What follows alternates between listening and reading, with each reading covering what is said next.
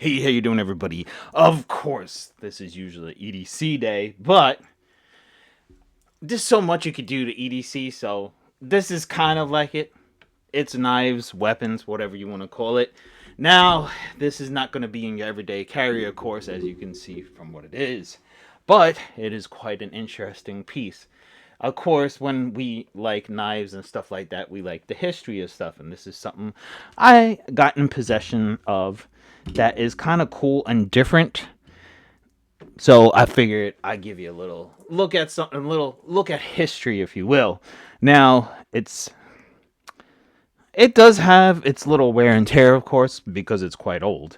But and it is real. It's original. It's not a remake or anything like that. But before we get into all that, please, if you would do that, and then if you would be so kind as to hit that subscribe, I'd really, really appreciate it if you could do that because I want to hit that 2,000. But if you're not familiar with a bayonet, with younger people might not be. It's before my time, but basically it was a knife that would go on the end of a gun, mostly in the Civil War because with a Civil War weapon, you were able to shoot once and you had to reload it, and it was quite hard to reload, so you have to have a way of defending yourself, so you would have that connected to your rifle. And of course, over the years in World War I and World War II, they had these as well. Nowadays it's kind of phased out, but it'd be pretty interesting if they still had them. Now, of course, you're not going to walk down the street holding your bayonet because you're not going to go and use it to dice potatoes or something like that, but by definition of the weapon is used in war. There are peacetime weapons, and I suppose this is not really fitting into that, but it's not something you're going to see somebody walking down the street carrying. So it's just one of those. But it was basically a fixed blade to the end of the rifle. We will show you, and it is a World War II one. It does have the markings and everything on it. And as you could see, I looked online for it, and a lot of them don't have the leather still attached. And yes, the leather has seen better days. It's kind of coming apart over here. It needs to be resewn or whatever.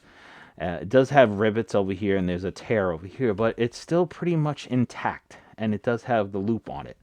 So if it was going to be connected to a belt or whatever, because it would go on a belt, and then you would put it on the end of your rifle. But we'll look at it a little bit closely in a minute. I just printed out a little something here. Overall, modern military does not use these. As far as the U.S., there is some kind of less developed areas that still do use these. But after World War II, the bayonet began to disappear as better weapons and technology came available to everyone.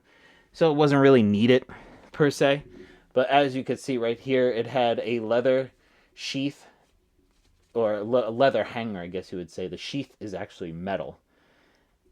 As you can see, it has a little bit of wear and tear in there, a little bit of pitting over here in the metal because it's been. I mean, this is really old. World War II. I didn't even count it, but it's quite old. The wood has held up amazingly, to be honest. But as you can see, the leather would go. You would kind of put your belt through here, and it would hang on your side. I think it would have been cooler or better if it had something to hold it here. This make it much more usable weapon. It was able to hold on, but it is a metal case. Let me take the actual bayonet out. Now, I don't know if this was used on anybody or anything, so I can't really say.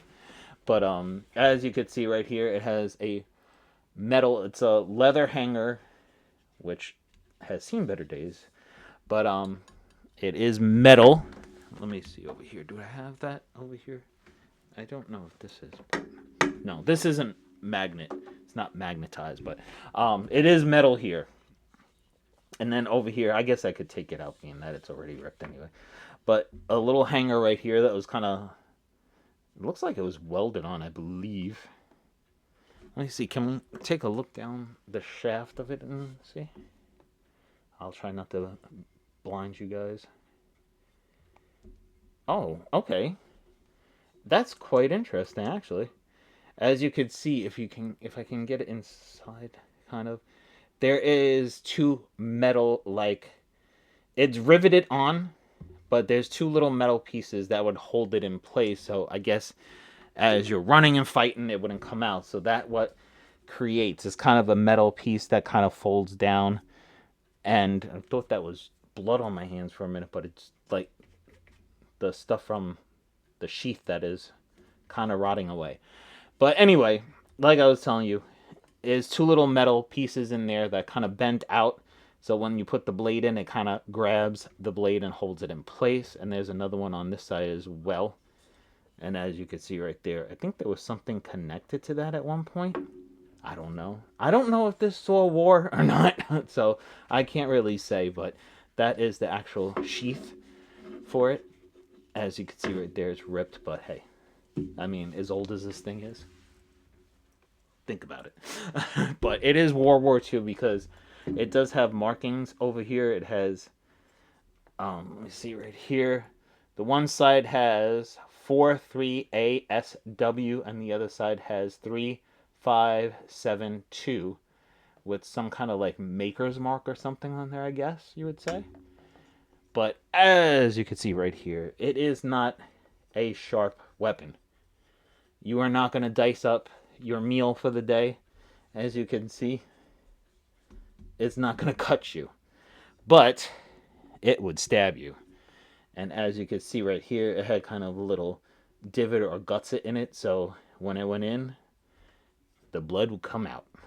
So it was quite a dangerous weapon. Like I said in the beginning, I don't know if this saw any kind of action or anything, so I can't say 100%, but definitely a World War II piece.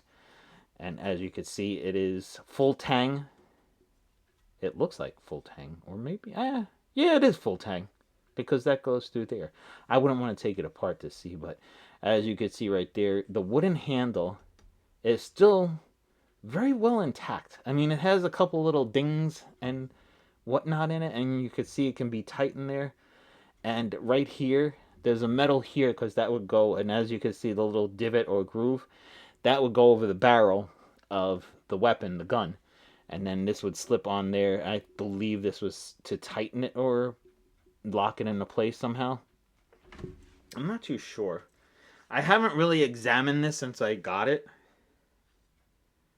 Oh, it does actually have the little metal that sticks out, so it does have a pressure point. So, yeah, you're not going to slice up somebody with it, but definitely you would get a really bad day because that would basically go through your body for the most part if you really hit them really hard.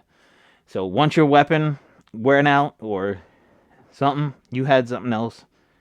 Here is a weapon. And of course, as you can see from the handle, you could actually use it as a fighting weapon or a hand-to-hand combat type weapon because you could hold it like this. It had the little groove for it. It actually has really good ergonomics. So you could definitely do some pretty damn good damage right there. But it is a World War II piece. Like I said, when you're into knives and weapons and stuff, these type of things are really something, like the history of it. You get to see different types. This is a more of a stab, and as you can see, the design of the point on it is pretty cool.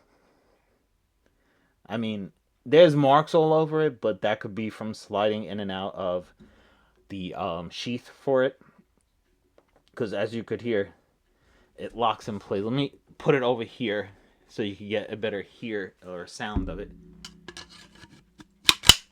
As you can see, it really gives pressure to it. It's not going to just shake off. You have to actually use some force to get it out. So it's not something that you're just going to, let me just move my paper over here. It's not something that you're just going to fly out. I guess, honestly, you could sharpen it. I wouldn't do it because of the history of it. I'd leave it as is. I wouldn't even clean it up or fix the leather or anything. I would just leave it as it is. But I'm pretty sure you could probably sharpen it. It is heavy. Very heavy. So it probably did. I mean, the wood on there. Oh, does it have a mark there too? Oh, I thought it had a mark over there now.